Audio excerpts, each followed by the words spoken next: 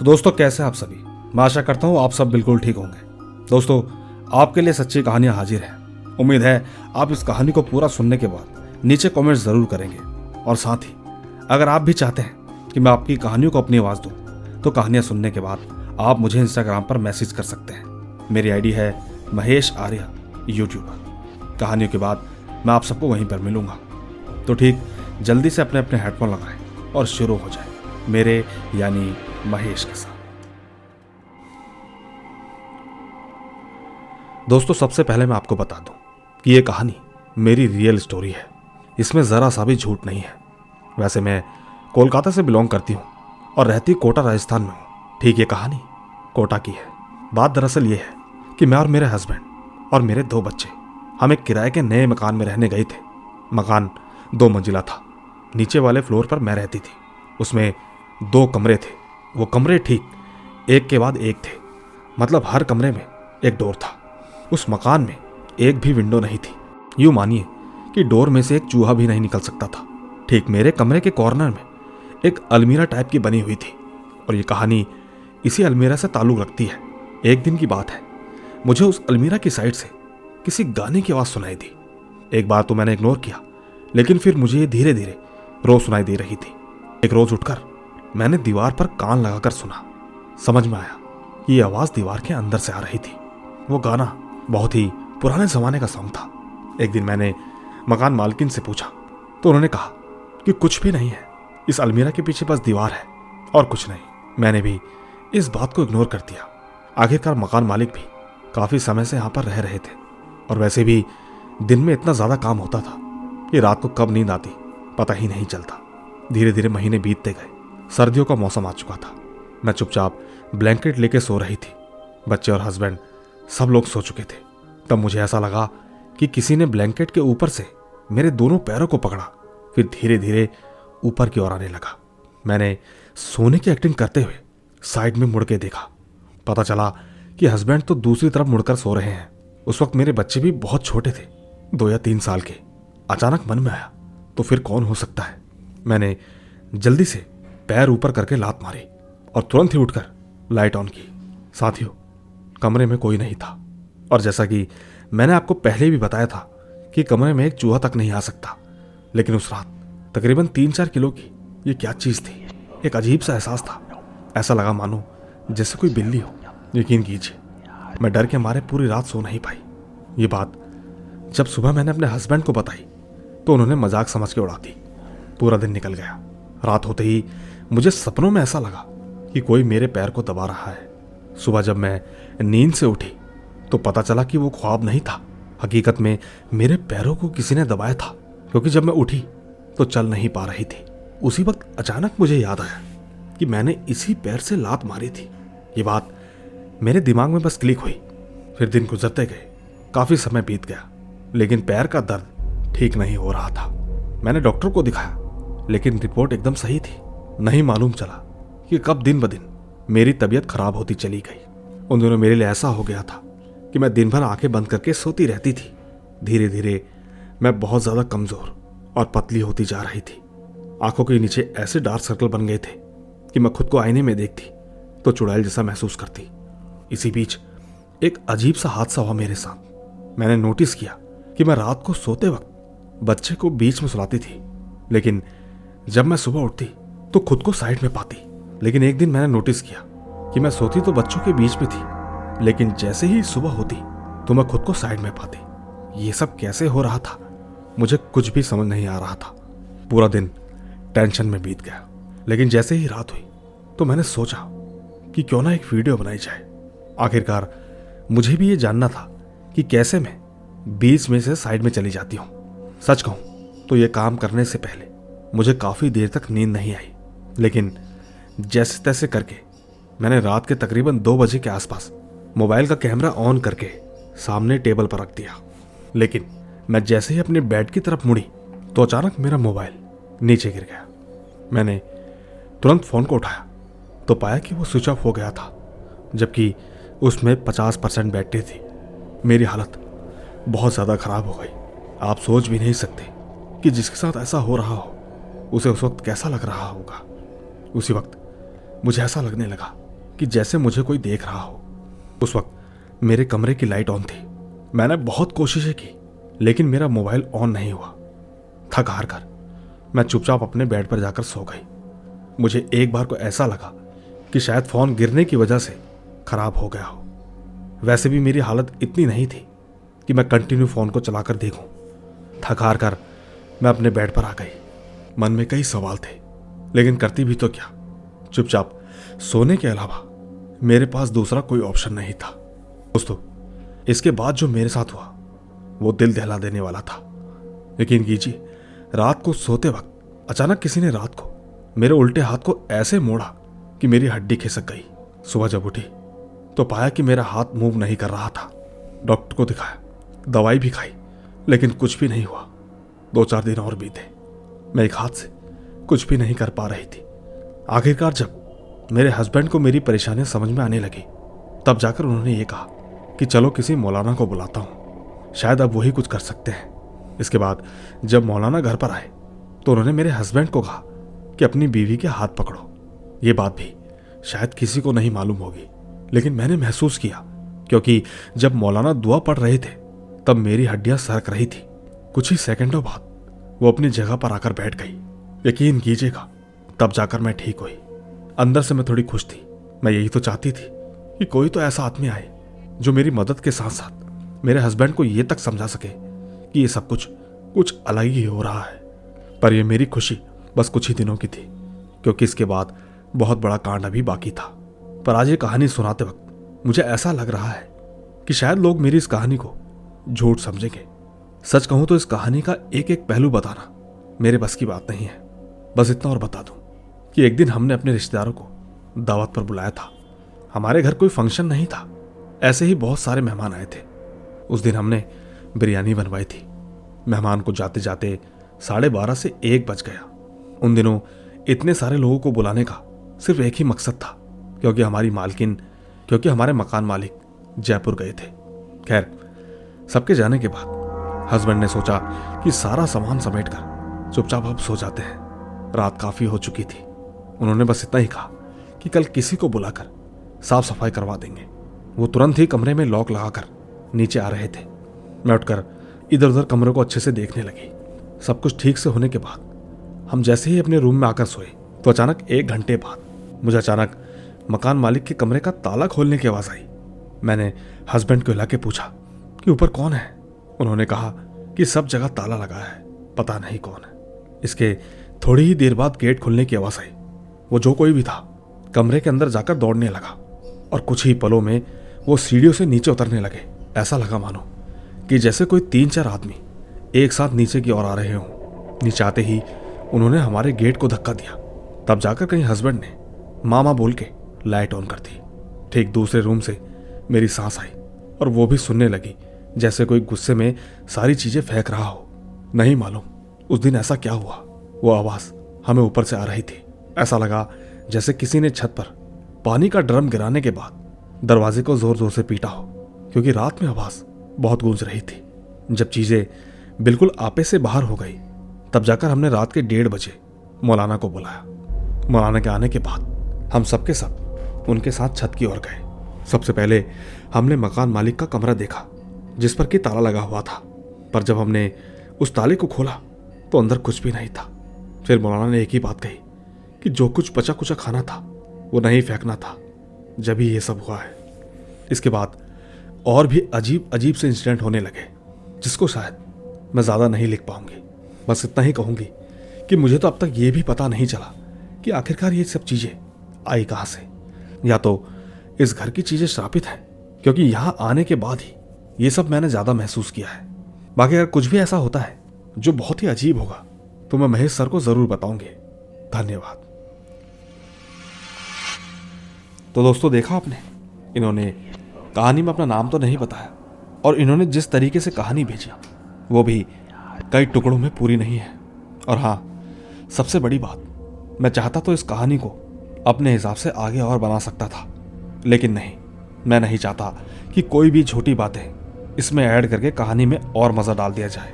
हम सभी लोग कहानियाँ सुनते हैं, सोचते हैं कि हमें आगे और कुछ जानने को मिलेगा, लेकिन क्या हमने कभी ये सोचा कि जो इंसान कहानियाँ भेजता है उसके साथ क्या बीत रही होगी। बस इतना ही कहूँगा कि अगर आपको इनकी कहानी में ज़रा सी भी सच्चाई लगती है तो नीचे कमेंट्स करके बेस्ट स्टोरी ज़रूर लिखना, क्योंकि मैं ले चलता हूँ आपको हमारी आज की दूसरी कहानी की ओर। आइए सुनते हैं। नमस्ते यूट्यूब फैमिली, मैं सर का बहुत पुराना सब्सक्राइबर हूँ। मेरा नाम इमाम अली है और मैं शिवहर जिला बिहार से हूँ। मैं आप सभी को मेरे साथ बीती एक कहानी बताना चाहता हूँ। ये कहानी आज से तकरीबन 7 साल पहले की है। हमारे यहाँ संतोषी का मेला लगता है, जो कि नवंबर 2017 की बात है।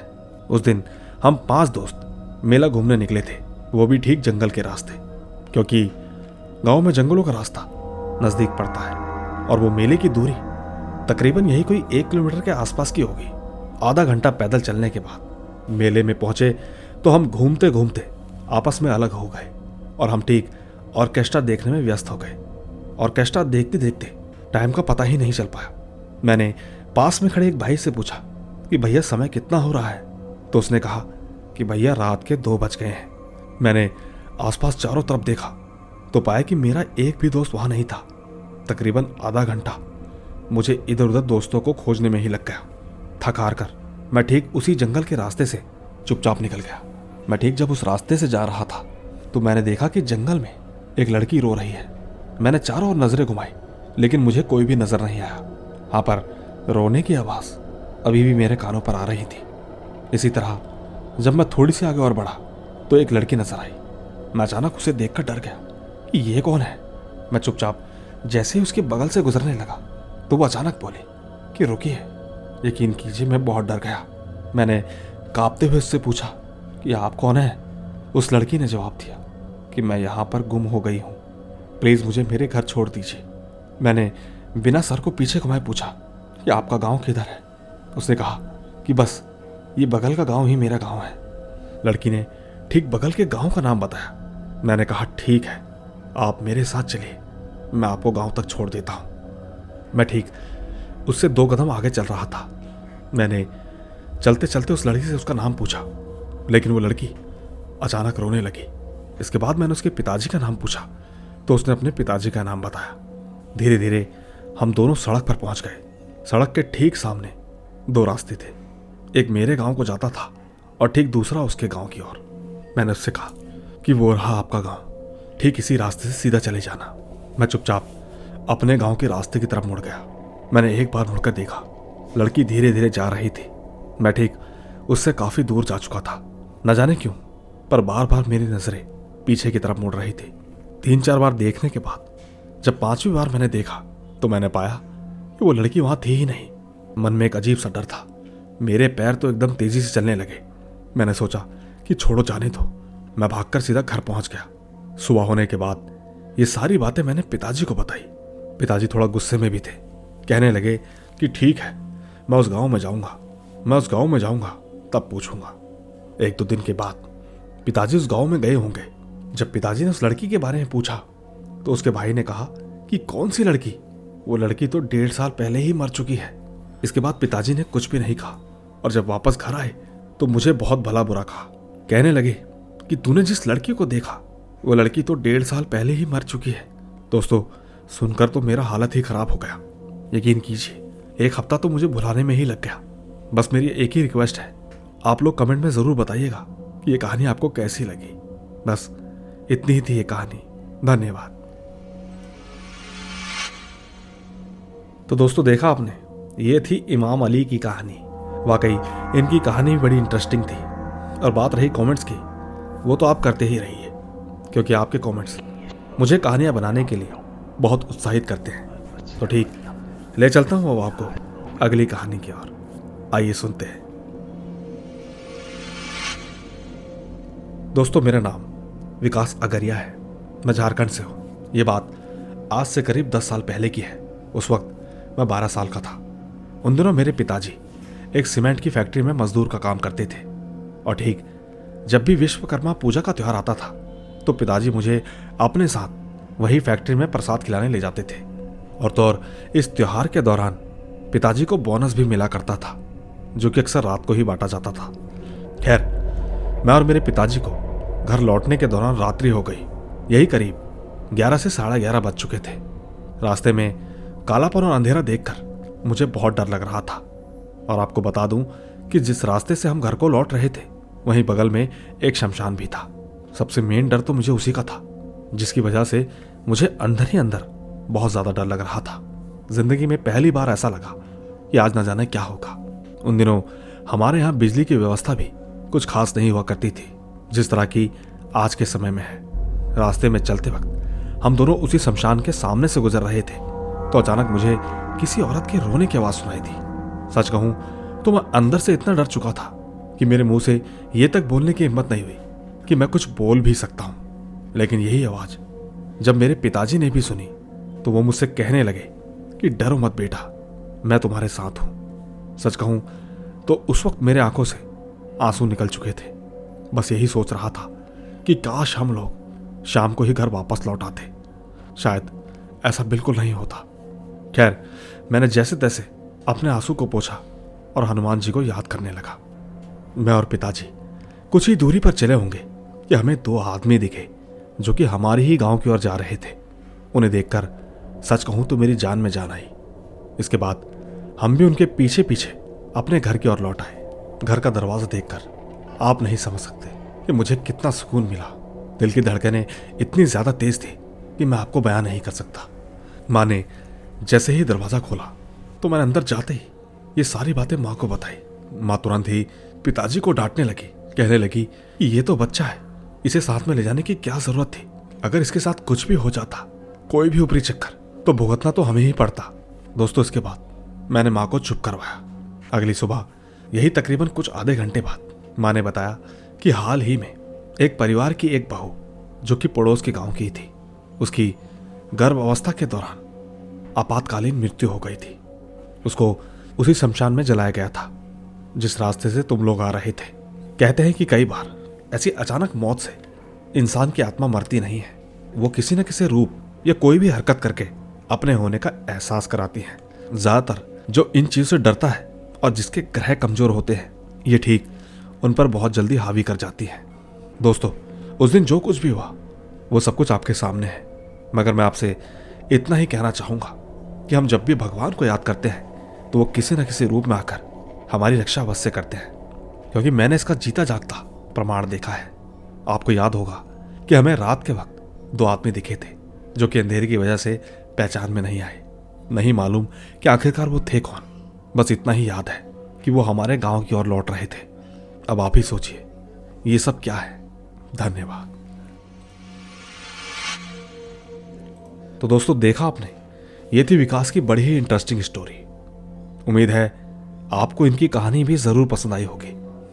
बस आपसे इतना ही कहना चाहता हूं कि जब भी मैं सब्सक्राइबर की स्टोरी सुनाता हूं तो वो कहीं ना कहीं रियलिस्टिक होती है। चाहूं तो मैं आपको ढेर सारे सबूत दे सकता हूं। ये कहानियां मैं खुद नहीं लिखता, सबूत के तौर पर मैं हर किसी की कहानियों की चैट्स आपको दिखा सकता हूं। इससे बड़ा प्रूफ और कुछ भी नहीं हो सकता। बाकी ये कहानियां सच है या झूठ, इस पर तो कोई भी दावा नहीं कर सकता। बस आप लोगों का मेरे पे यकीन होना बहुत ज़रूरी है। और हाँ, बात रही कुछ अलग कहानियों की, वो एक बार को बनावटी होती हैं, क्योंकि आपने देखा ही होगा कई बहुत सारे चैनल हैं। क्या आपको लगता है कि उनकी कहानियां वाकई सच्ची हैं? खैर, ले चलता हूं आपको हमारी आज की आखिरी कहानी की ओर। आइए सुनते हैं। दोस्तों, मैं अपना नाम नहीं बताऊंगी, बस मैं मुंबई में रहती हूँ। मैं अपने परिवार में एक ही लड़की हूँ, पर आज की ये कहानी मेरी माँ के साथ घटी है। वो भी तब जब मेरी माँ प्रेग्नेंट थी, 7 मंथ की। उन दिनों माँ मेरी नानी के घर पर गई थी और मेरी नानी का घर कोलकाता में है। एक रात की बात थी, मेरी माँ किसी की छत पर नानी और मौसी के साथ सोने गई थी। उस रात माँ ने देखा कि सामने से उनकी काकी माँ आ रही है, जो कि ठीक उनके पैरों के पास आकर खड़ी हुई। कुछ ही समय बीता होगा कि तभी अचानक माँ के सर के बालों को ऐसे खींचा कि माँ एकदम हैरान हो गई। माँ ने धीरे से हनुमान जी का नाम लिया और फिर धीरे धीरे उनको अच्छा महसूस हुआ। वो रात डर के मारे गुजर गई। लेकिन जब सुबह हुई तो माँ जिसके घर पर आई थी, उन्होंने काका से ये बात कही कि रात में काकी आई थी, उन्होंने मेरे बालों को खींचा। काका ने जवाब में कहा कि मेरी वाइफ तो अपने मायके गई है। दोस्तों, ये बात सुनने के बाद माँ बहुत ज़्यादा डर गई। उनके मन में डर इतना ज़्यादा बढ़ गया कि इसके बाद वो वहाँ कभी नहीं गई। दोस्तों, बात दरअसल ये है कि जिस घर में मेरी माँ गई थी, ठीक उसके बाजू वाले घर में एक औरत ने फांसी लगाकर आत्महत्या की थी। अब नहीं मालूम ये उसी का भूत था, न जाने क्या था या कुछ और। लेकिन ये मेरी माँ की बिल्कुल सच्ची कहानी है, जो कि एकदम सच है। ये सब कुछ सच में हुआ है। धन्यवाद। तो दोस्तों, देखा आपने, ये थी हमारी आज की कहानियां। मुझे उम्मीद है कि ये सारी सच्ची कहानियां आपको ज़रूर पसंद आएगी। मैं चाहूँगा कि अगर आपको ये कहानियां पसंद आई तो कहानियों को लाइक, कमेंट्स और शेयर ज़रूर कीजिएगा। बाकी मैं जल्द ही मिलूँगा आपसे इसी तरह रोमांच से भरी और रहस्यमयी कहानियों के साथ। बस तब तक आप अपना और अपने परिवार का ख्याल रखें। चलता हूँ। Bye bye.